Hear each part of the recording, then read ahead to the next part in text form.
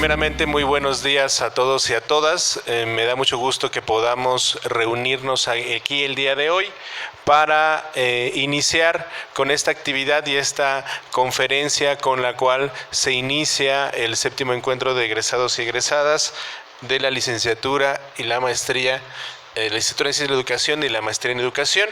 El día de hoy, para impartir la conferencia La Reforma y el Nuevo Modelo Educativo 2017, Voces y Miradas Marginadas, Indiferentes o Excluidas, se encuentra con nosotros el doctor David Pérez Arenas.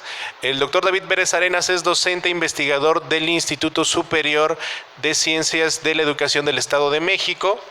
Realizó estudios para profesor de educación primaria, licenciado en pedagogía, maestro en ciencias de la educación y actualmente es doctor en pedagogía por la Facultad de Filosofía y Letras de la UNAM. Ha desarrollado y publicado trabajos de investigación relacionados con teoría educativa, epistemología y currículum en los niveles de educación media y posgrado desde 1990. Ha realizado estudios sobre el currículum y la formación de profesionales a través de las maestrías en educación. Es integrante de la Red de Investigadores y Cuerpos Académicos de México, así como del Seminario de Investigación, Teoría y Educación. Ha sido ponente invitado en distintos foros, simposios y congresos relacionados con la educación. Cabe señalar que el doctor David Pérez Arenas además es profesor de nuestra maestría en educación y bueno, es un experto y ha escrito varios libros respecto a la formación de profesionales en los posgrados en educación y participó también en las últimas publicaciones del COMIE en los estados del conocimiento. Entonces, pues les pediría por favor, para dar la bienvenida, que le brinden un fuerte aplauso al doctor David Pérez Arenas. Le cedo la palabra. Bienvenido, doctor. Gracias. Buenos días a todos, todas ustedes. Agradecer la invitación que me hace el Instituto de Ciencias de la Educación de la UAPO, donde ya pues prácticamente es como me siento en casa.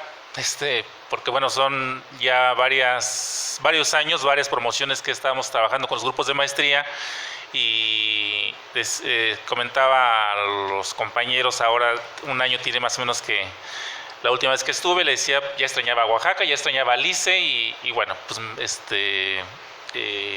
me siento muy a gusto.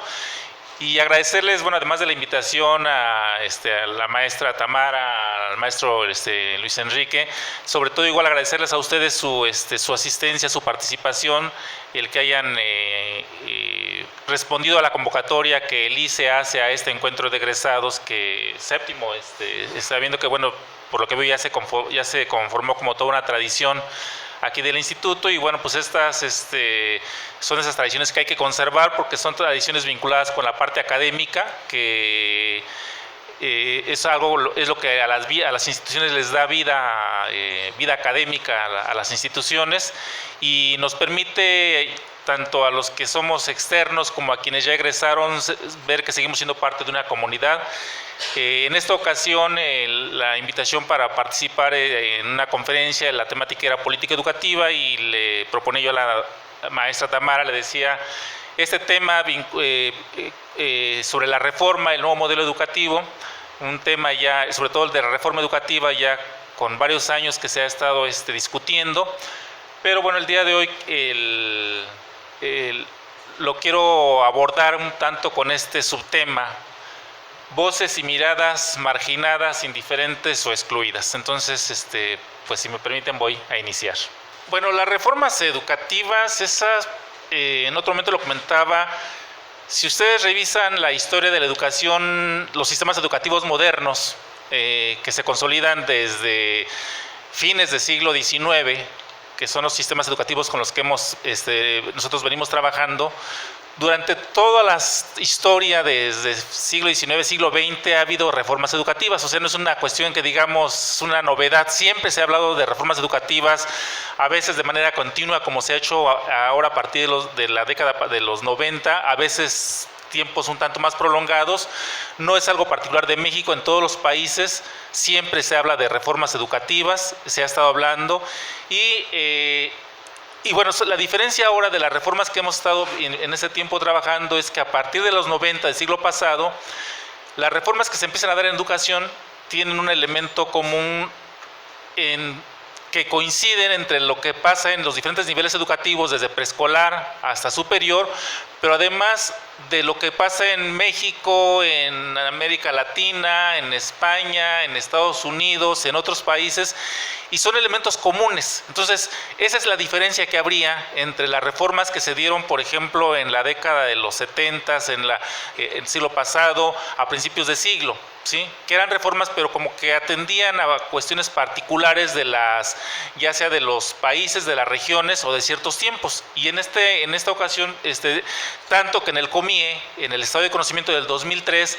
se denomina la década de los 90 como la década de las reformas. Y las reformas que estamos viviendo actualmente diríamos que que es como parte de ese mismo paquete, ¿sí?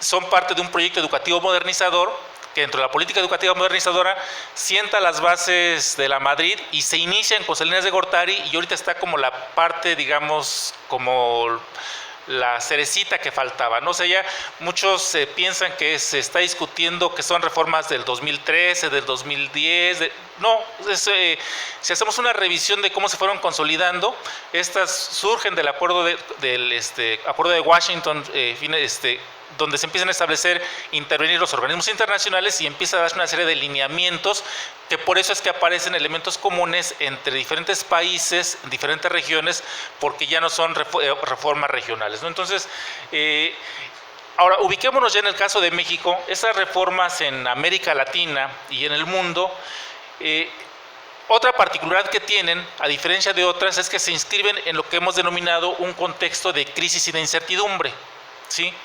Dice Alicia de Alba, una crisis estructural generalizada. ¿Qué distingue a este tipo de crisis? Dice Ernesto Laclau, una crisis de identidades sociales. Gramsci dice una crisis orgánica. Sprenger dice una crisis epocal. ¿Qué distingue una crisis de este tipo en relación a una crisis que en todo tiempo, igual, si ustedes les preguntan a sus padres o leen en la historia, siempre van a encontrar en la historia momentos de crisis?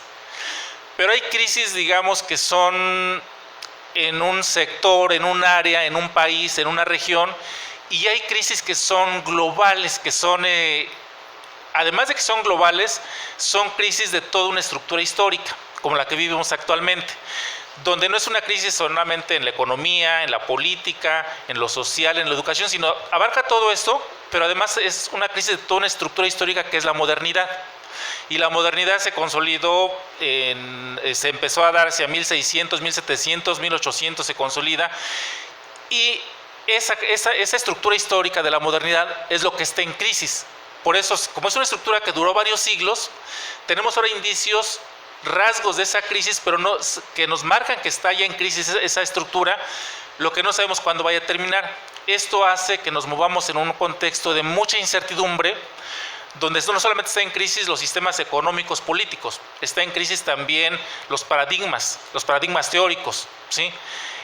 Eso es lo que marca la década, o más bien las reformas que vivimos en este tiempo, es una característica.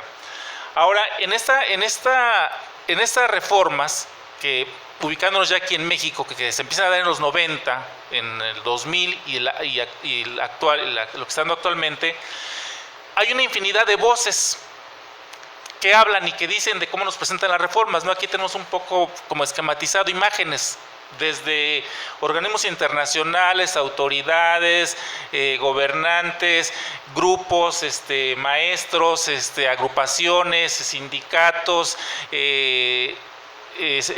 especialistas, intelectuales, educadores. Hay una diversidad de voces que se expresan o se manifiestan en relación a lo que pasa en las reformas, ¿sí? ¿Qué lugar ocupan esas voces? ¿Cuáles son las voces que más escuchamos?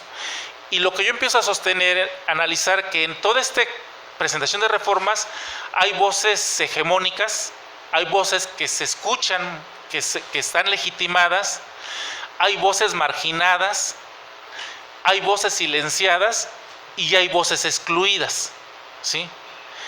¿Cómo se da o a qué se debe ese proceso, en ese proceso? Y bueno, además de voces también hay miradas.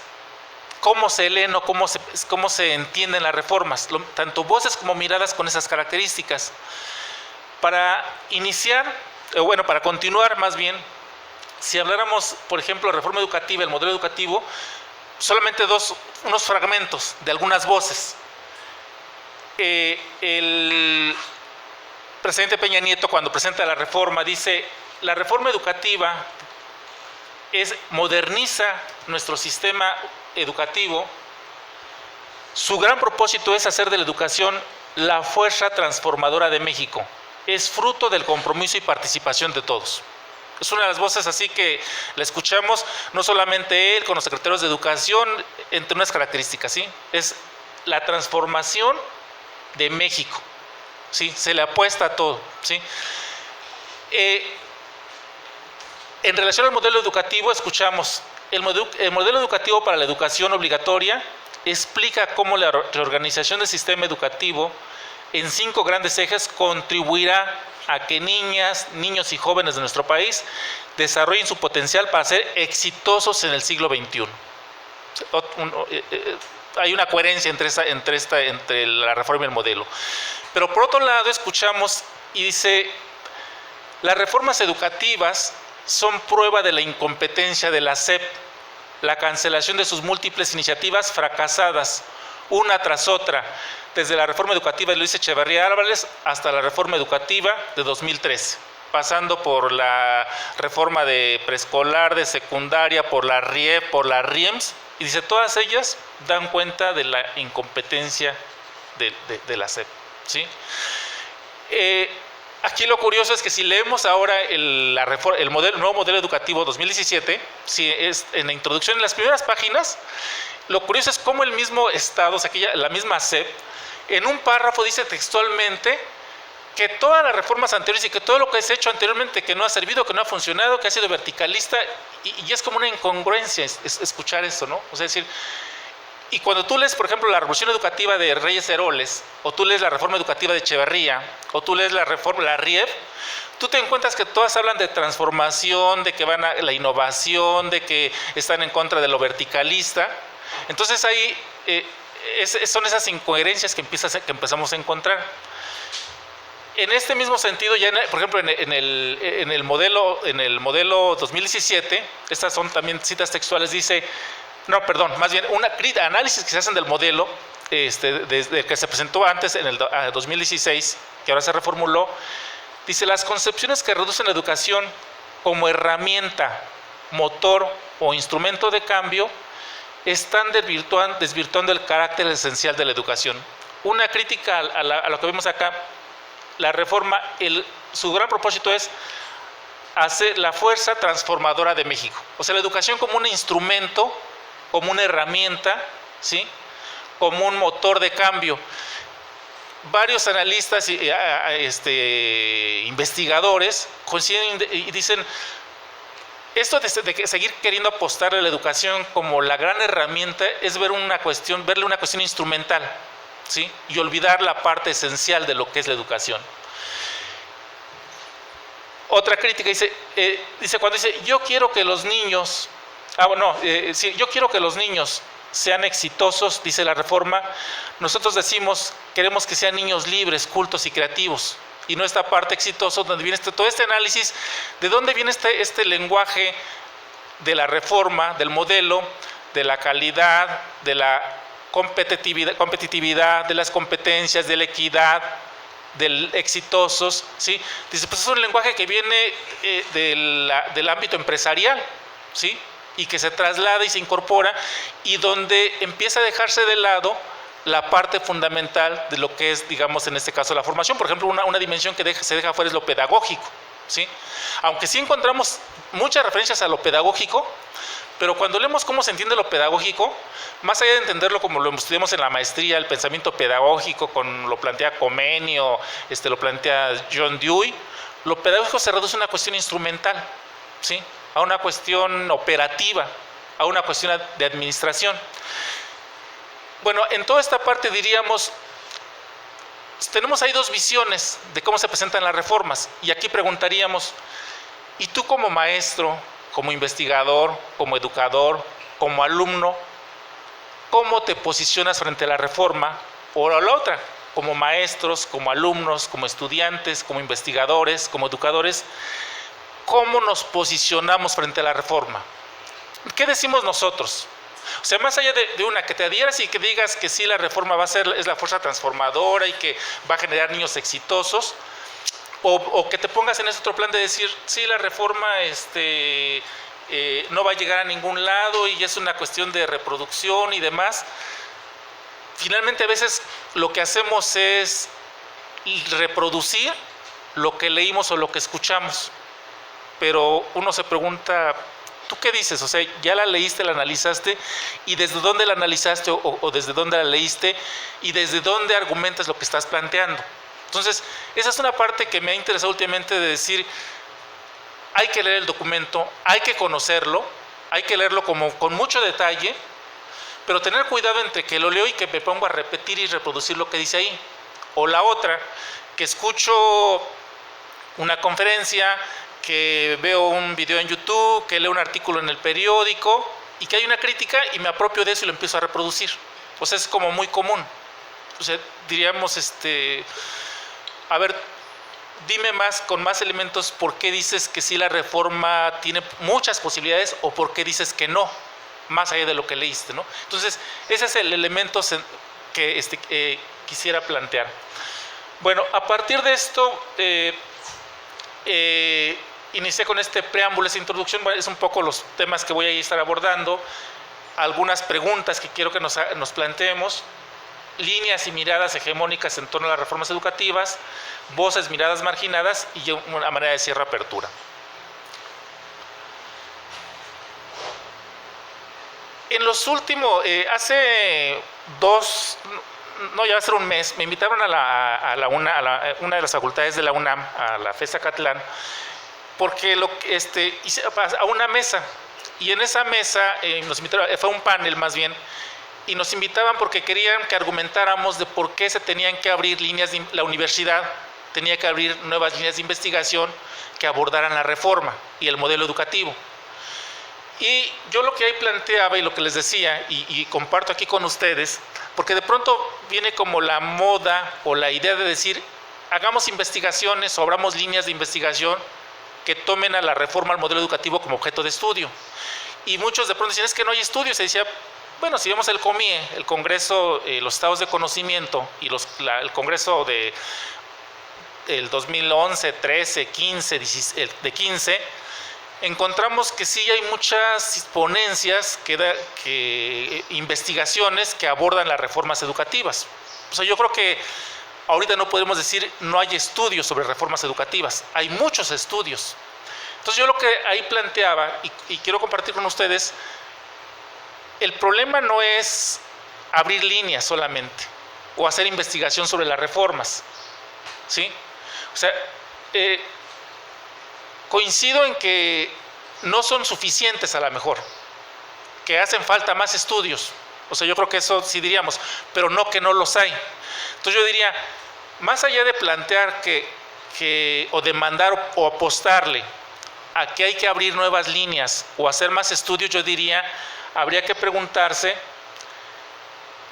desde dónde se hacen esos estudios y desde dónde tendríamos que hacerlos, ¿sí? En ese sentido, en este contexto, diría es urgente y necesario incorporar, además de nuevas voces profesionales, investigadores de educación, nuevas miradas para analizar la reforma educativa, ¿sí? O sea, en esa parte me parece que sí hace falta no solo más estudios, sino nuevas voces. Y nuevas voces, ahí diríamos, sí los maestros, ¿sí? Sí aquellas personas que no han sido contempladas, consideradas en qué está pasando con las reformas. Pero sobre todo yo digo nuevas miradas. O sea, ¿cómo dicen? Hay que hacer un análisis crítico de la reforma. ¿Y qué es hacer un análisis crítico? ¿O desde dónde haces la crítica? ¿Sí? Ahí creo que lo que se requiere son nuevas lógicas de intelección, nuevas categorías, nuevos dispositivos analíticos que permitan no solo pensar de manera diferente, sino comprometernos y asumir la responsabilidad social como educadores, como académicos, como investigadores, como alumnos, ¿sí? O sea, creo que ese es el mayor problema. O sea, que a veces tenemos como mucho la voluntad de hacer un estudio, de hacer un análisis, pero decimos, pues ya leí el documento y a veces decimos, pues sí me parece todo como muy coherente y muy congruente, o sea, salvo por ahí cositas que analizamos y decimos esto como que no, pero no tenemos más allá, ¿sí? Y eso obedece, en mi opinión, a que haya una ausencia de dispositivos analíticos, de categorías que nos permitan hacer esa lectura de la reforma.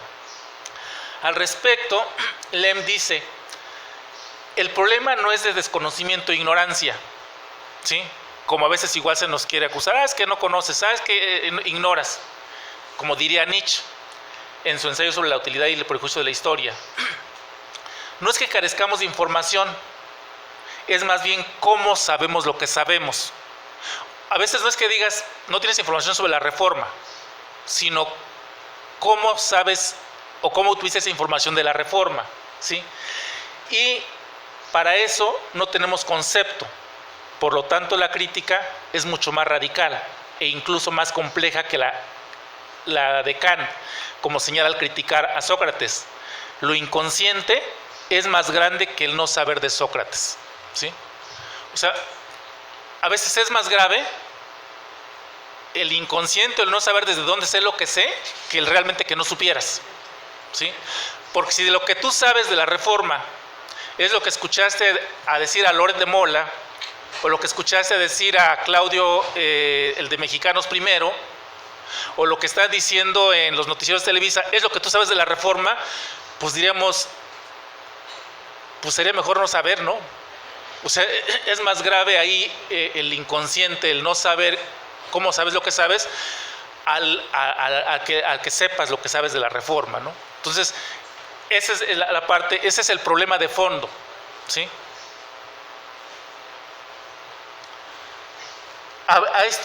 Frente a eso habría que preguntarnos, ¿cómo abrir entonces nuevas miradas o nuevas líneas de investigación? No solamente cómo hacer más investigación. ¿Cuáles han sido las voces convocadas y miradas promovidas o hegemónicas para el estudio de las reformas educativas y el análisis del modelo educativo 2017?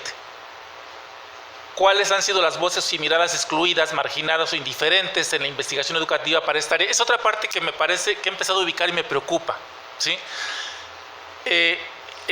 Aquí siendo autocrítico en el instituto donde estoy, que es algo como el ICE, más que aquí el ICE depende de la universidad, allá el Instituto Superior de Ciencias de la Educación depende de la Secretaría de Educación del Estado de México, y está conformado por, pues somos investigadores, que tenemos igual, ofrecemos maestría, doctorado y que hacemos investigación. Y yo les preguntaba a los compañeros y les decía, el problema es que hay voces hegemónicas solamente, que se escuchan y son las que están diciendo que son las reformas, que hay marginación, que hay exclusión de voces y de miradas, o el problema es que hay indiferencia, o el problema es que nos hacemos como de lado, ¿no? Así como, pues no, o sea, eso pues les toca a otros, ¿no? O no, yo aquí estoy investigando la cuestión del cognitivismo, yo estoy investigando aquí la cuestión de la hermenéutica, yo estoy investigando aquí lo de la formación cívica, la reforma, no, pues no es mi tema, ¿no? O sea, entonces, no necesitamos, o sea, creo que no tenemos necesariamente que decir soy investigador y mi tema, mi objeto de estudio es la reforma, sino me parece que como educadores tenemos que tener una postura y una posición en relación a la reforma, y tenemos el compromiso de estar informados y de hacer un análisis crítico de la reforma, ¿sí? O del modelo educativo. Entonces, esta pregunta que hago, como estudiantes, como educadores, académicos e investigadores, ¿cómo nos hemos posicionado en relación con las reformas educativas y el modelo educativo? ¿Qué lugar nos corresponde? ¿Qué hemos hecho o dejado de hacer al respecto? ¿Y qué tendríamos que hacer? Y lo que digo, ¿cuál es nuestra mirada? Yo me pregunto si no un padre de familia, una persona de la sociedad civil podría venir aquí al instituto y decir, oye, tú eres estudiante de licenciatura en educación, tú eres maestro en ciencia de educación, oye, ¿qué me dices tú de la reforma? Porque pues yo nomás lo que escucho, pues yo en la televisión, pero tú estás estudiando, ¿no? Tú eres, estás formándote como profesional de la educación, o estás ya en una maestría, o eres investigador, eres maestro, ¿tú qué me dices? ¿Y qué les decimos? Sí, la reforma va a promover el cambio, el progreso. O les decimos, la reforma no sirve, es para la basura, es neoliberalismo. ¿Qué les decimos? ¿Sí?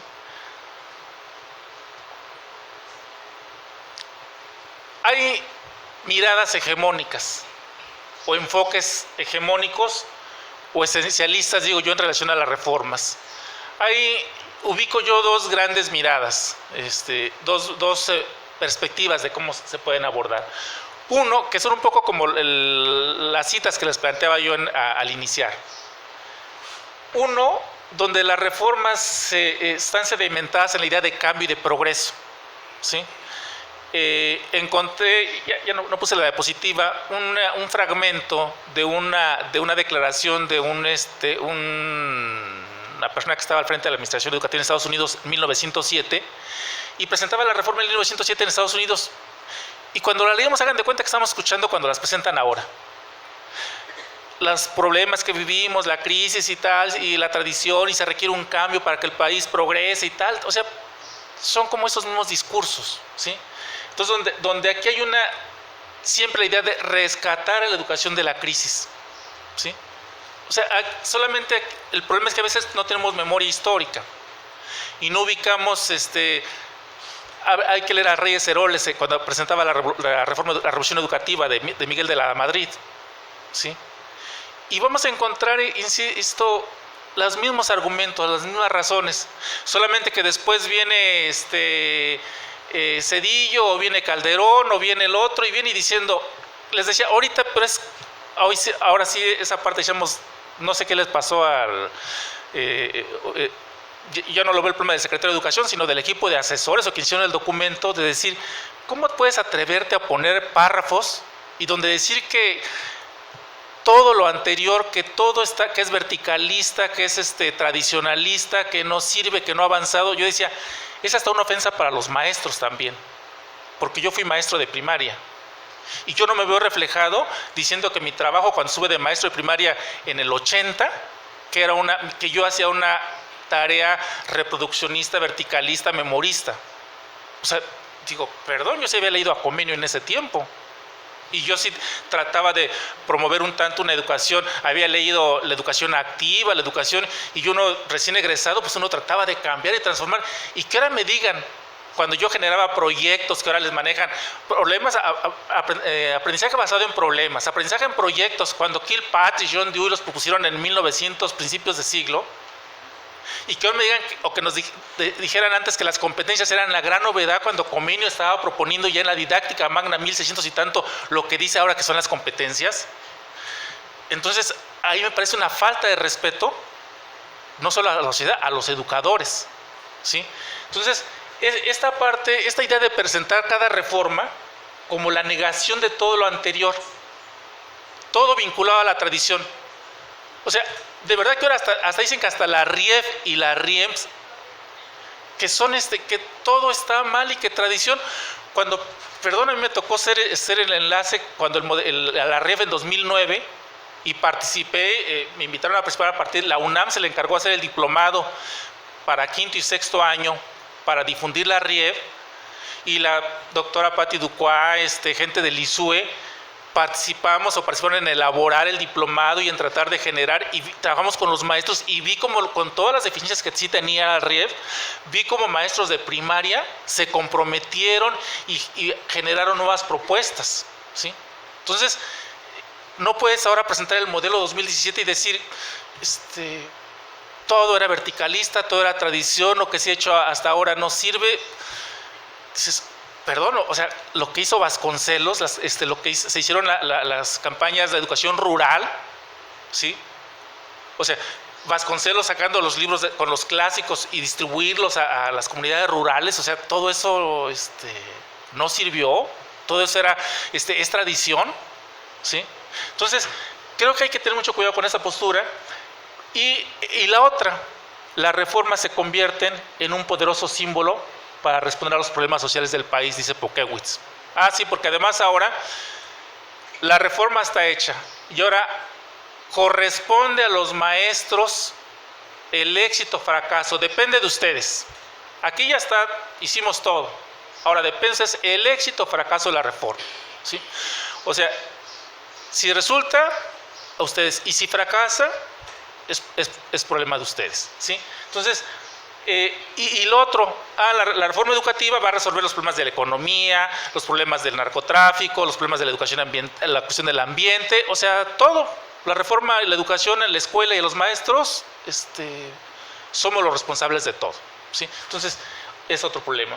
Y está reducido a una dimensión didáctico-áulica, o sea, es donde lo que va a hacer tú en el aula. Ya no se ve este problema de la estructura, el diseño, lo que hay detrás de la reforma, ¿sí?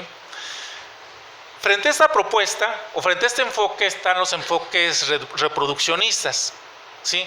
Aquellos donde asocian con la educación con determinismos económicos, políticos y sociales, un poco la idea de Althusser, ¿no? La escuela es el aparato ideológico del Estado. Por lo tanto, toda la reforma lo que va a hacer es reproducir las relaciones sociales y la desigualdad y tal, o sea, es un tanto este enfoque, ¿no? La reforma ahora es derivada de la globalización, del neoliberalismo, ¿sí? De los organismos internacionales. Decimos, ¿a qué postura nos adherimos de estas? La reforma promueve el progreso, el orden, la transformación, o la reforma va a estar reproduciendo las relaciones sociales. ¿Cómo te adscribes? ¿Cómo te posicionas? ¿Sí? Y la crítica que hacemos a estos enfoques, que en este contexto de crisis, de incertidumbre, tú ya no puedes enfrentarte a analizar los problemas desde un pensamiento simplista, donde digas, el problema es este enfoque, hay que superarlo, y está mal, entonces la reforma hay que verla desde este enfoque. No, este es el que está mal y este es el bueno. O sea, no estamos ya en una idea de lo bueno o lo malo, ¿sí? Un pensamiento simplista, ¿sí? Lo negro o lo blanco. La complejidad que nos demanda Morán dice, espérate, si lees el modelo 2017, encuentras todas estas aberraciones, incongruencias que les he dicho, pero también el hecho de ese intento de decir cómo articular preescolar, primaria y secundaria y cómo hay una coherencia, dices, pues eso creo que no está mal, ¿no? A lo mejor no está bien hecho, o a lo mejor no estoy de acuerdo totalmente, pero creo que hace falta. O cuando encuentras y te dice la posibilidad de que el maestro y la escuela haga adecuación, ajuste de contenidos, no es la novedad, ya se había dicho en otras ocasiones, pero bueno, ahora lo enfatiza mucho. Y donde dice al maestro le da la posibilidad tal, dices, pues toma eso y desde ahí diles, aquí dice, ¿no? Que la escuela puede hacer, aquí dice que yo puedo tomar decisiones. Pues eso lo recupero, ¿sí? Pero también vas encontrando, diríamos, más allá de verte en una cuestión de lo blanco y lo negro, dices, hay una serie de claroscuros, de matices, y donde las cosas ya no son, a lo mejor, están más sobredeterminadas por uno u otro, pero siempre hay matices, siempre hay intersticios, siempre hay espacios, ¿sí? Que tú puedes aprovechar, y también hay imposiciones. O sea, tampoco voy a decir, había un fragmento, era mucho ponerlo, pero ustedes, si ya leyeron el modelo educativo, van a leerlo ahí.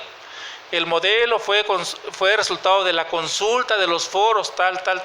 Sí, me tocó moderar un foro y me tocó donde el foro era fue el primer foro de Estado de México, de hecho con el que se inician todos, que está el secretario de Educación, y donde la cita es a las 10, empieza a las 12, toda la ceremonia, y al final presentan 3-4 ponencias, y todas las demás, las 500 que llegaron, dijeron que las van a analizar no sé dónde, y que después dices, o sea, ya por eso decir que es producto de la participación, dices, tengamos cuidado con eso, ¿no? ¿Cómo se estudian ahora las reformas? ¿O cómo se llegan a estudiar? Aquellos que buscan ser promotores de la reforma, lo que en ocasiones hacen es tratar de determinar si las aspiraciones y objetivos de las reformas o el modelo educativo se han alcanzado con éxito o no en las escuelas. Entonces vienen aquellos estudios donde voy a ir al maestro, les voy a preguntar, ¿y conoce la reforma? Y lo has hecho con una forma como verificacionista, si has estado haciendo lo que dice la reforma o no. Y al final, no, el maestro no lo hace porque el maestro no conoce y tal, ¿sí? O sea, ese enfoque como que dices, pues poco ayuda, ¿no? Si tú nomás vas como a corroborar y a verificar. O donde su propósito es comprobar o refinar las tecnologías de la reforma, ¿no? Esto lo señala Pokewitz, no lo anoté aquí. Otro, si tú de entrada vas con un enfoque detractor, crítico detractor, donde dices, buscas una crítica o un desacuerdo inicial en relación con la reforma del modelo educativo. Y aquí normalmente se asocia más a la dimensión social amplia y se trata de ver cómo ven los estudiantes, los docentes, los administradores, su efectividad. Y aquí tiende a ser igual como críticas o alabanzas.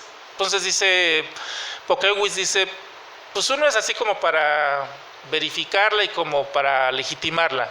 Y el otro es así nada más como para ver esto está bien y esto está mal. Y nuevamente dice, esos enfoques ya no nos sirven mucho, no nos ayudan mucho. O sea, no es que no aporten, algo deben aportar, pero en este contexto no nos aporta demasiado. Entonces, frente a eso, lo que propone, dice, es a estudiar las reformas, dice, a partir de un escepticismo, ¿sí?, en cuanto a intenciones y prácticas, y diría aquí desvincularse de las definiciones oficiales, ni aceptarlas ni rechazarlas totalmente, sino yo aquí lo he planteado en términos de lo que dice Husserl en la fenomenología, la epogea fenomenológica. ¿Qué es lo que dice? Pone entre paréntesis. O sea, más allá de que ya fueron y te dijeron que la reforma es la gran innovación y demás y que tú llegues con esa idea, o que ya te dijeron en una conferencia, lo que yo les dije ahorita, no, la reforma está plagada de errores, tal, y que ustedes lleguen con esa idea, digan, pues yo no soy seguro. A ver, déjame ver. Yo voy a llegar poniendo en duda lo que me dijeron cuando me la presentaron la parte oficial y lo que escuché en la conferencia. Y yo voy a poner en duda y yo voy a empezar a leer críticamente y desde mi mirada yo voy a ver qué sí de esto, qué sí del otro, con quién me voy adhiriendo. Pero para eso puede caer solamente en el decir como que, esto como que me gusta, esto como que no me gusta, y la investigación es que si me gusta o no me gusta, o que suena bien o no suena bien. La investigación implica un análisis, y para hacer un análisis requiero un esquema de pensamiento, requiero recursos de intelección, requiero categorías. Y entonces si yo digo, yo de los autores que he leído en la carrera, pues a mí Bourdieu, que me habla de la cuestión del capital cultural y desde esta categoría yo analizo la reforma, entonces sí digo, porque aquí, o la violencia simbólica de Bourdieu, y digo, esto que está diciendo aquí, sí, aquí Bourdieu señala que se puede ejercer violencia simbólica a través de tal, entonces lo que yo estoy viendo aquí es una violencia simbólica. O si yo leo a Giroux con su categoría de resistencia, o a Durkheim con su categoría de socialización, aquí es donde dices, pues tienes eso es lo que te ofrece la formación de licenciatura o la maestría, ¿no? Herramientas, autores, teorías, categorías, no para que vayas y les he planteado y criticado cuando escucho y que les digo, cuando escucho y me dicen, salí de la licenciatura de la maestría y lo que te dan ahí no sirve para nada. La realidad es diferente, ahí las cosas son diferentes. Y les dije, ¿y quién te dijo que lo que te dieron en licenciatura lo ibas a encontrar tal cual te lo dieron ahí? ¿Quién te dijo que te iban a formar como un técnico de la educación? ¿No te dijeron que te formaron como profesional de la educación? Y que ser un profesional de la educación implica tener una formación académica, un esquema de pensamiento que te ayude a hacer, diría Semmelman, un uso crítico de la teoría, no aplicarla. Si te dijeron eso o te fuiste con esa idea, perdón, te equivocaste o no sé, pasaste de noche la universidad o la maestría o la licenciatura, ¿no? Porque o no sé, yo que recuerdo, nunca mis estudiantes he dicho, y Piaget dice esto y así lo vas a encontrar allá. Y Bourdieu dice y así lo vas a encontrar ahí. Pues entonces, ¿dónde está tu esquema de pensamiento que el perfil de egreso muy claramente dice formar un pensamiento crítico, analítico, reflexivo, crear tal? No dice, el alumno aprenderá conceptos, los memorizará y los va a aplicar, o teorías. Yo ya actualmente con todos los obsoletos que son muchos planes de estudio, no me he encontrado con planes de estudio que digan eso, ¿sí? Entonces, esta parte es ese planteamiento, ese posicionamiento crítico, ¿no? ¿Qué se requiere entonces? Requiero sí teorías, sí requiero autores, sí requiero conceptos, pero tengo que tener cuidado en que esto no caiga en un academicismo. Tampoco se trata de que yo maneje autores, teorías, conceptos y me los aprenda y... No, se trata de cómo por eso digo, cómo los incorporo, un poco diría ahí Piaget, asimilar, acomodar, equilibración, un proceso de equilibración.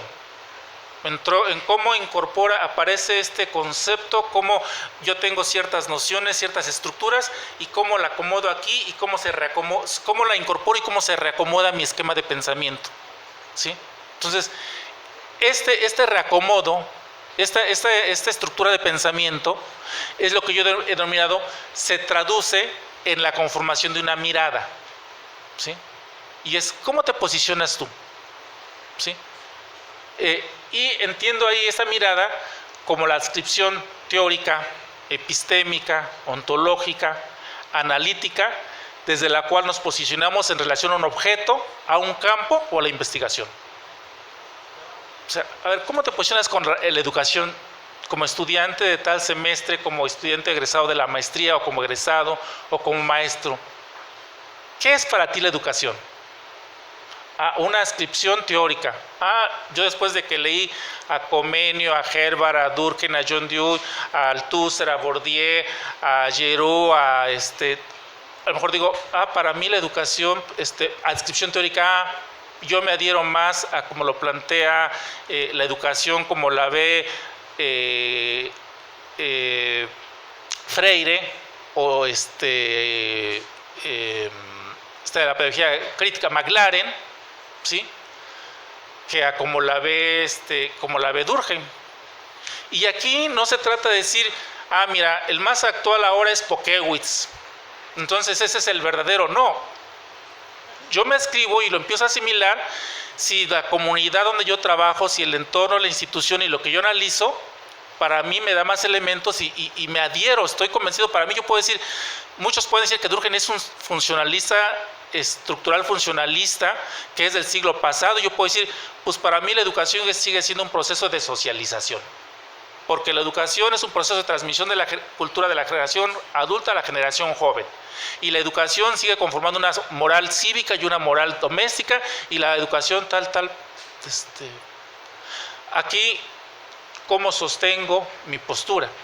Y no porque alguien llegue y me diga, no, para mí, porque Durkheim es desde la teoría de la revolución es tal y tal, pues lo discutimos si quieres, ¿no? Yo te voy a decir desde dónde, por qué me sigo adhiriendo a Durkheim o a Bourdieu o al autor que quieras, y cómo incluso voy a lo mejor cuestionando, transformando y diciendo, mira, Durkheim en lo de socialización yo sí estoy de acuerdo, o sea, pero en esto otro, tal como lo planteaba ya no. Yo diría, ahora se da de esta manera. En su tiempo, sí, me parece que respondía. En este contexto, yo creo que la idea de socialización de Durkheim tendría que adecuarse a tal. Es ahí cuando empieza a configurarse esa mirada teórica, epistémica y ontológica. Ontológica, ¿por qué? Porque hay un posicionamiento no solamente teórico, hay un posicionamiento ético, hay un posicionamiento político. Y yo estoy con eso promoviendo a favor o en contra de algo siempre, ¿sí? Un proyecto social. En ese posicionamiento, ¿cómo nos ubicamos frente a los debates, estos debates ontológicos, epistémicos, éticos, políticos? Y bueno, aquí es donde me parece que hay una diversidad de posturas actuales que me parece que podrían brindarnos muchas herramientas, categorías para analizar las reformas o en el modelo educativo. La genealogía de Foucault, análisis político de discurso de Ernesto Laclau, los juegos de lenguaje de Wittgenstein, la deconstrucción de Derrida, y podremos ir encontrando muchos otros, ¿sí? Que son esos pensadores que rompen con la estructura disciplinaria y que tratan de explicar más los problemas desde la complejidad, ¿sí? Y se generan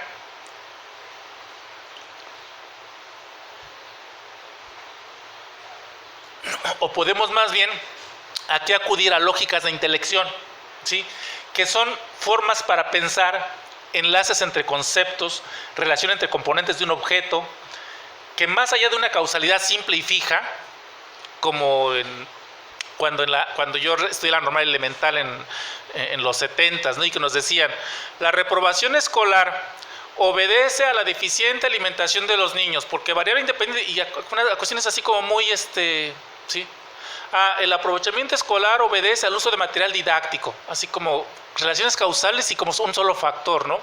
Dirían ahora, sostener ahora que la reprobación escolar obedece a la alimentación o al maestro o a un solo factor, pues yo creo que, y querer generalizarlo, pues yo creo que es muy limitado, ¿no?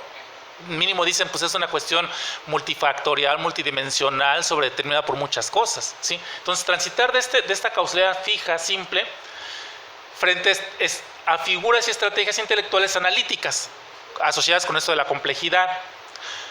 La categoría de tensiones, por ejemplo, que maneja Díaz Villa para analizar las reformas educativas, donde dice toda reforma educativa hay una tensión entre el discurso pedagógico oficial y el discurso pedagógico institucional. Y quien quiera pensar que el discurso pedagógico oficial se aplica tal cual a la institución y no quiera reconocer que en ese proceso hay resistencias, hay cuestionamientos, hay dinámicas que hacen que esto no pueda aplicarse literalmente, de ahí estamos empezando mal, ¿sí?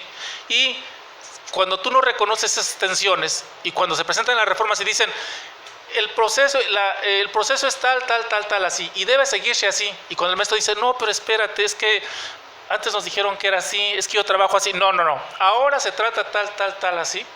Cuando no aceptas esas tensiones, cuando no aceptas esa mirada, entonces decíamos, ¿qué hace el maestro? Pues el maestro cierra la puerta, su salón, hace lo que él quiere, y cuando le piden informes, informa lo que quieren que informe. Porque si cuando él informaba y decía que estaba en desacuerdo, que no era así, no se lo aceptaban, pues para qué se conflictúan, ¿no? Tu rúbrica aquí está, que yo ni la uso, aquí está tu rúbrica. Los resultados de la rúbrica aquí están. No te voy a discutir que yo no puedo llevar una rúbrica con 200 alumnos y qué tal, porque no me escuchas, ¿no? Entonces, esta parte, las paradojas, la sobredeterminación, la poría, indecibilidad, intersticios. Esta categoría de intersticios es muy interesante, ¿sí?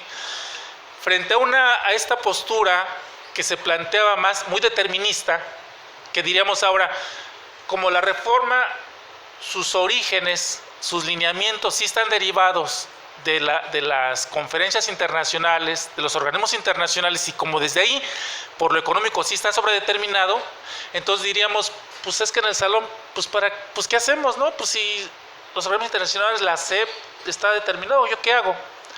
Y esta idea de intersticios dice, siempre hay huecos, siempre hay espacios, ¿sí? Siempre hay espacios que nunca pueden llenarse, nunca se da la sutura total.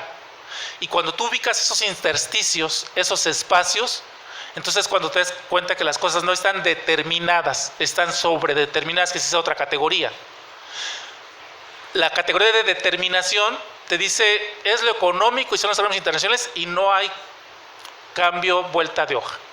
Y la sobredeterminación te dice, sí hay algo que está ahorita sobredeterminando, pero dependiendo de las dinámicas, de los movimientos, de los espacios, de lo cotidiano, esto puede hacer que cambie la dirección o sentido.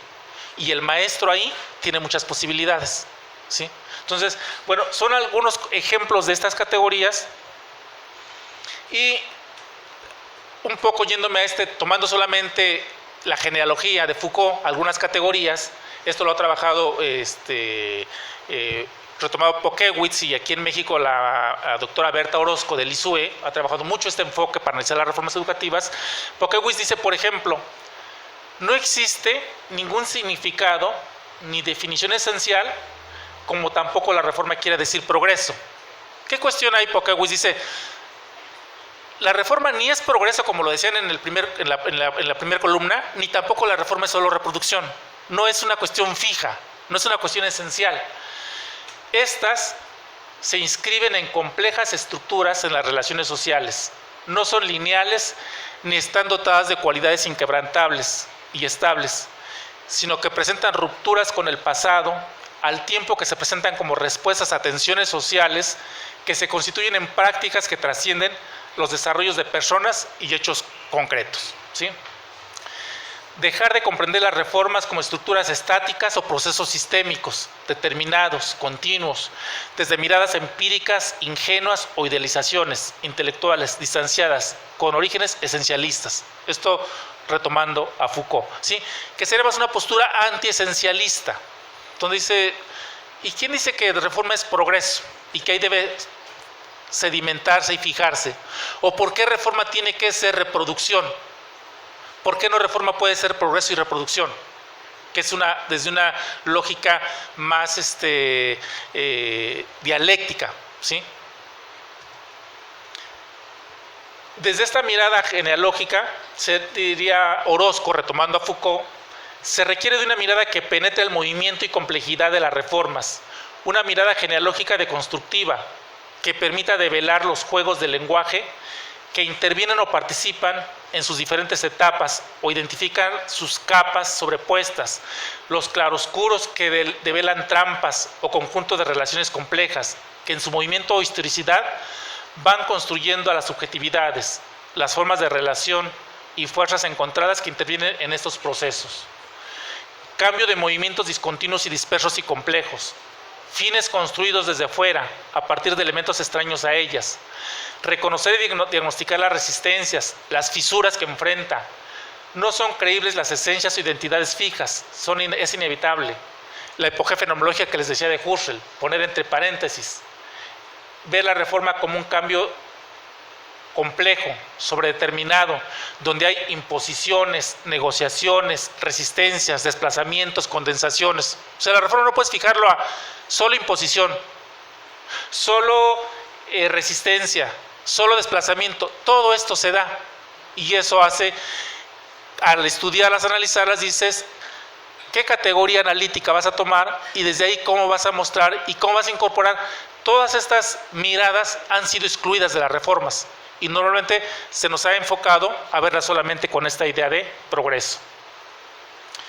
Y bueno, esta parte que ya les decía, ¿no? Hay infinidad de voces, hay voces hegemónicas. Lamentablemente ahora, más allá, por ejemplo, de que estemos escuchando que una voz hegemónica en la reforma educativa fuera Berta Orozco, Díaz Barriga, gente investigadora que las está estudiando, y que se escuchara ahí, pues vemos que pesa más que te diga el presidente de Mexicanos Primero, Claudio X, o Loret de Mola, o esas personas están más como más legitimadas para darte cuenta de lo que es la reforma, ¿no? Entonces esta parte es lamentable. Y bueno, desconocer esas lógicas que son excluidas en las reformas educativas, ¿no? Las tensiones que no se corresponden, que señala Braslavsky y Coser, ¿no? Dice, los tiempos de las reformas, el tiempo político, profesional, burocrático, pedagógico. Lamentablemente en esos tiempos el tiempo y la dimensión que tendría que ser la fundamental en las reformas, que es lo pedagógico, es el que está siendo más desplazado, más excluido y más olvidado, al igual que las voces de los pedagogos, de los educadores y de los investigadores, ¿sí? Hay una cita ahí de estas voces excluidas, silenciadas, de los que son los maestros, ¿no? Que han sido quienes menos han sido escuchadas, ¿no? Y bueno, quienes a través de los movimientos sociales se siguen manifestando, ¿no? De las amenazas declaradas o sutiles de los oficios sin fundamento, a pesar de todo, de la presencia arrogante de las autoridades, de representantes sindicales mercenarios, sí a pesar de todo, de las intimidaciones sutiles o abiertas de supervisores escolares, directores de educación básica, de los mismos secretarios generales y miembros del comité ejecutivo seccional, esos mismos que dicen defender tus derechos, hoy en la labor en míseros traidores, ¿no? Entonces, esta parte, ¿cómo viven los maestros ya en la vida cotidiana de la reforma? Y aquí, más allá de estudiar metodológicamente, también habría que ver, más allá de limitarte a hacer una encuesta, donde veas si el maestro conoce los principios, las etapas, las estrategias, la reforma, y donde ver si la está aplicando bien o no, habría que tomar la narrativa y donde tú los escuches en esa parte, cómo viven cotidianamente la reforma, y vamos a encontrar ahí con una herramienta metodológica muy interesante que nos empieza a cambiar la visión que tenemos de las reformas educativas, ¿sí? Que es la necesidad de esta emergencia de voces excluidas, silenciadas. Y para cerrar, como docentes, académicos, educadores, investigadores, cómo posicionarnos frente a las reformas educativas y al modelo 2017 en tiempos de crisis e incertidumbre como los que vivimos actualmente. Para conocer, nos dijo un miembro de la Junta del Buen Gobierno de una comunidad de la selva, lo primero que tenemos que hacer es perder el miedo. Jamás había oído expresar de manera tan clara esa teoría del conocimiento, ni exponer un problema que atañe a pueblos y letrados, sobre todo ahora en que la moral se ha ido a la guerra. González Casanova. Implicarnos, comprometernos, asumir responsabilidades de lo que está sucediendo, perder el miedo, manifestar y comprometernos, dejar de vernos como espectadores. Tenemos una gran responsabilidad social como docentes, educadores, académicos e investigadores. Si no nosotros, ¿quiénes? Si no ahora, ¿cuándo? Si no aquí, ¿dónde? Si no justicia, nada. La voz de los jóvenes de la Cumbre de la ONU 2012 sobre cambio climático. Gracias.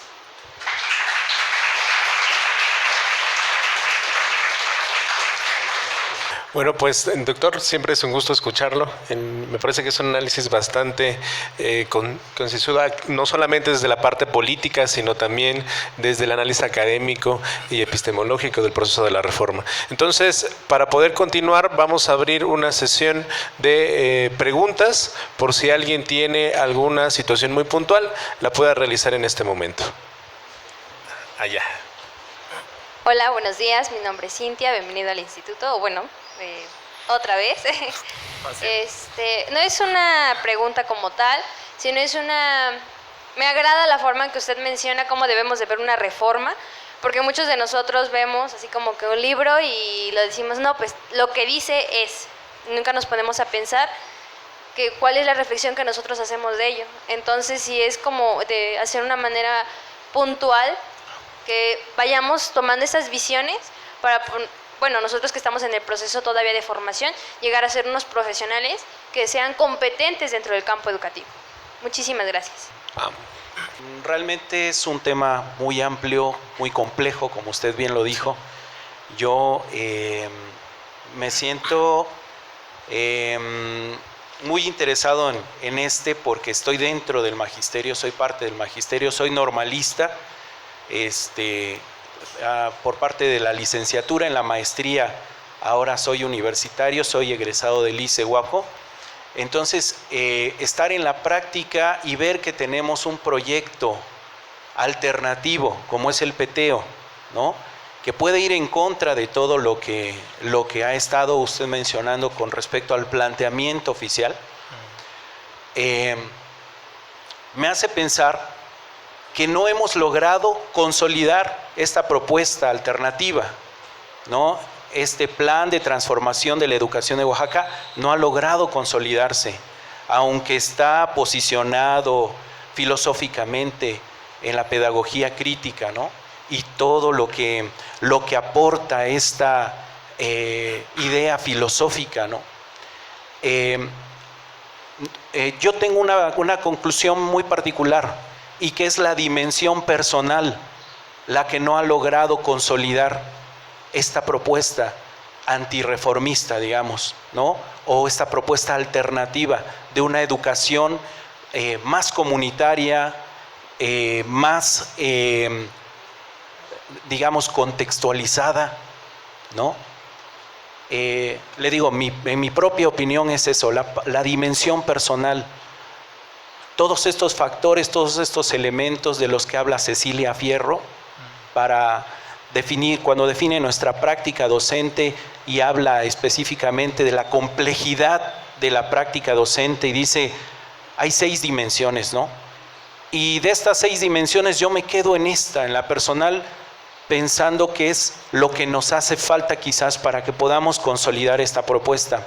Trabajo también en la Universidad Pedagógica Nacional y he escuchado propuestas de compañeros maestros muy brigadistas en la cuestión del PTO, que han logrado consolidar en sus zonas escolares, han logrado avanzar con, dicen ellos, con estrategias didácticas, haciendo una compilación de estas, producto del estudio del PTO y esto, de aproximadamente 67, 70 estrategias didácticas. A mí me parece que no están llegando a la estrategia didáctica, sino se están nada más quedando en las técnicas de aprendizaje o técnicas didácticas. Mi pregunta para usted, mi estimado doctor, es ¿cuál en su visión muy personal, profesional y de experiencia, en este caso, pudiera ser la clave?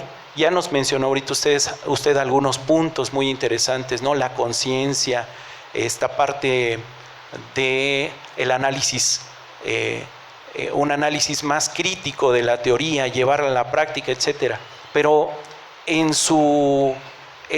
estos elementos, digamos, que usted ha constituido ahora dentro de su formación, ¿cuál pudiera ser ese elemento clave? ¿Sí? Que pudiera ayudarnos a llevar a la realidad un proyecto alternativo, ¿no? Okay. Bueno, hay un, de hecho, hay un artículo pequeño artículo que escribí en una revista de escribiéndose, me parece que se llama la revista, y donde un poco planteo esta cuestión de, que yo le llamo así, incluso se llama el artículo, elementos clave para la puesta en marcha de las reformas educativas. Y ahí algunas cosas que sostengo, empiezo a partir desde que manejo yo la cuestión de, para la puesta en marcha de las reformas educativas. Ahí debato con cómo nombramos a las cosas, retomando, quien lo hizo inicialmente fue Berto Orozco, retomando a Foucault. Foucault dice que el nombrar sobredetermina los hechos. O sea, cómo nombremos algo, dice que de entrada ya como que le da dirección a cómo lo entendemos.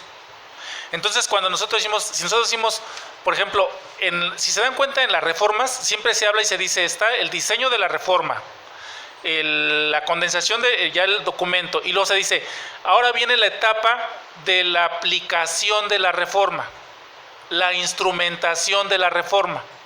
A los maestros les toca aplicar la reforma, instrumentar la reforma. Entonces, cuando digo, a ver, ya sobredetermina cuando me dicen como maestro, tú la vas a aplicar. De fondo hay una idea que me dicen, la reforma ya está en este documento, ya está planteada. Aquí ya viene todo. Tú solamente eres un aplicador. O sea, tú sigue lo que está aquí y ya es lo que está ahí y no te salgas de eso. Entonces yo discuto con eso y digo, perdón, los maestros pensamos. Los maestros también hacemos trabajo intelectual. Y yo como maestro, como docente, a mí no me pida, yo diría, me faltan al respeto que me digan que yo aplico instrumente.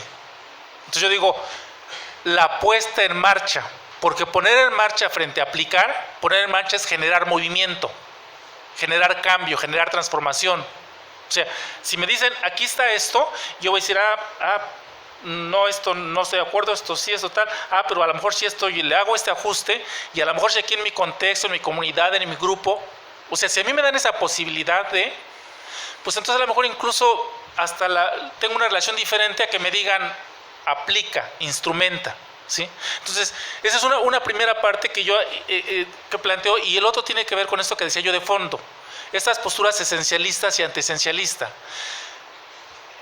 de cómo manejar y cómo de pronto pensar, a ver, frente a la reforma, Oaxaca ahora plantea el peteo. Y entonces la reforma está todo para, o sea, es muy criticable, reproduccionista, organismos internacionales. Y el peteo es la plenitud. El peteo es ahora la solución. Estás nuevamente, o a la inversa. No, el peteo, todo ese trabajo, los grupos del sindicato y intereses y tal, y no sirve para nada, y es la reforma. Dices, quedarte una idea de la plenitud en uno en otro, cierra la posibilidad. Y no reconocer que, a ver, el peteo, con toda la alternativa que sea, pues como toda reforma, como toda propuesta, no existe la reforma completa o la reforma plena, eficaz, existe desde cierto grupos, de cierta mirada, o en cierto tiempo se vio como que eso era lo necesario, lo ideal. Pero ya en cierto momento, o en otro grupo, en otro contexto, dices, pues ya no. Pero sí de entrada, porque si tú piensas que al criticar el peteo, entonces ya estás tomando una postura oficialista y demás, dices, pues perdón, estamos haciendo y cayendo en lo mismo. Y entonces estamos igual cerrándonos a un pensamiento simplista que no permite que el peteo se alimente, crezca, se transforme y vaya siendo algo que nos va convenciendo o que nos vamos adhiriendo, ¿no? O sea, diría aquí Ernesto Lacroix, se empieza a convertir como una nueva hegemonía y que excluye otras voces, otras miradas, y en esa relación de lo político, ¿sí? En esto que está mediado por lo político, Lacroix, pero sobre todo Chantal Mouffe, dicen cómo se ve lo político. Y dice Chantal Mouffe, dice, bueno, cuando hay dos proyectos sociales diferentes, ¿sí? Y lo político ha sido tradicionalmente reducido a una relación amigo-enemigo. Y si tú ves la relación, una relación política entre el peteo y la reforma, la relación amigo-enemigo, en una relación amigo-enemigo en batalla, tú lo que buscas es aniquilar al otro y lo descalificas y tratas de decir, todo lo que tienes para la basura no sirve y no hay nada que recuperar, porque lo que buscas es ganar e imponerte al otro. Esa es una relación amigo-enemigo, y donde lo político, ahí solamente lo que haces es de que tenías el capitalismo, pues es el socialismo, tenías uno y pones otro, o pones, o sea, en esa lógica de sustituir una cosa por otra, ¿sí? Y Chantal Mouffe dice, tendremos que transitar de esa relación amigo-enemigo a la relación amigo-adversario, donde digo, al adversario no lo voy a aniquilar, sino con el adversario voy a debatir y vamos a discutir. Y tampoco se trata, dice, de que vamos a pensar en que vamos a llegar al consenso y que nos vamos al final a entender muy bien. Dice, al final, ahí diría Alicia de Alba, ese contacto cultural, ese diálogo va a ser desigual, porque va a ser muy difícil que peteo y reforma estén al mismo nivel, o cualquier proyecto va a ser que estén ambos así. Normalmente siempre hay un discurso hegemónico frente a otro, ¿sí? Dice, es igual, es conflictivo, pero es productivo también, ¿sí? Entonces, si tú en ese diálogo, en esa relación amigo-adversario, y entonces dices, a ver, las competencias, más allá de ponerte solamente a decir que no las competencias, dices, las competencias, con todo el desacuerdo que tú puedas tener, no es una visión homogénea de competencias. Es diferente la tradición francesa, la canadiense, perdón, a la estadounidense o la española o tal, y ya ha habido investigadores que le han dado otro sentido. Entonces, bueno, pongámonos en diálogo las competencias, pongámonos en diálogo con el peteo, y en ese diálogo, en esa intercambio, es donde tú puedes llegar a una situación diferente y tener esa posibilidad, sin apostar, insisto, en decir, vamos a llegar a esta coincidencia y acuerdo total. Es muy difícil pensar en eso, ¿no? Entonces, otro elemento clave ahí que yo planteo es esta cuestión de que el docente se reconozca como sujeto social, ¿sí? Y donde la reforma no está, que tiene que ver con esta noción de currículum. El currículum, todos lo sabemos, está el currículum formal y el currículum vivido. Entonces el currículum no termina, el proyecto es un proyecto y un proceso de formación. Y entonces no es, aquí está el proyecto y solo lo aplicas. No, yo también construyo el currículum en el aula, en el día a día. Y lo mismo en ese sentido la parte de la reforma. Entonces, como docente, me tengo que reconocer como sujeto de desarrollo curricular, que yo finalmente le doy sentido. y finalmente esto me implica, me compromete, porque entonces también yo digo, sí, también yo soy responsable, porque si no te voy a decir, pues es que la reforma, pues estaba en desacuerdo, pues es que eso dijeron y yo no, ¿y tú qué hiciste? Tú finalmente lo hiciste y lo estás haciendo, ¿sí?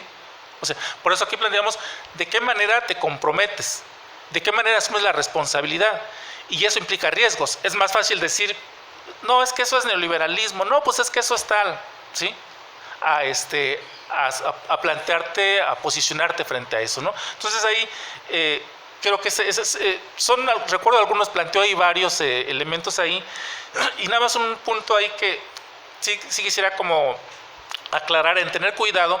Cuando yo digo que un esquema de pensamiento, una lógica de inteligibilidad tiene que ver con la descripción teórica, aquí tener cuidado y no ver la teoría necesariamente vinculada con una cuestión sistemática estructurada con autor o con teorías, digamos, consolidadas, sino yo veo aquí la cuestión de la teoría como esa reflexión, ese análisis que hace, y que un maestro, porque si no aquí de pronto pensaríamos en la idea de que todos tendrían que venir a la licenciatura, maestría y estar como con los autores, y diríamos, no, yo puedo encontrar un maestro que trabaja en una comunidad alejada, que tiene 20 años de que egresó, y que él todo el tiempo ha estado haciendo un análisis de lo que está haciendo y ha ido generando un pensamiento, un esquema de pensamiento, ¿sí?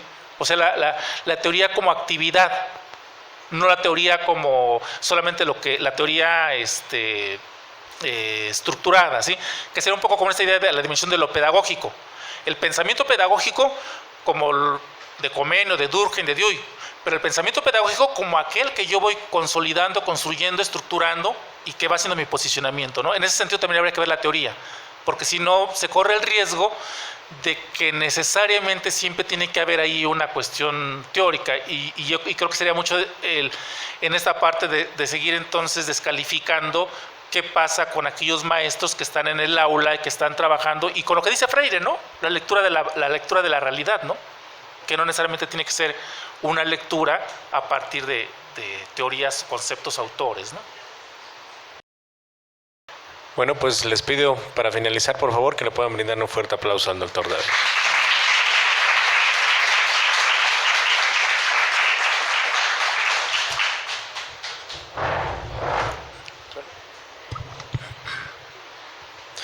Bueno, pues a nombre del Instituto de las Ciencias de la Educación, le entregamos la presente constancia al doctor David Pérez Arenas por haber impartido la conferencia La Reforma y el Modelo Educativo desde otras miradas.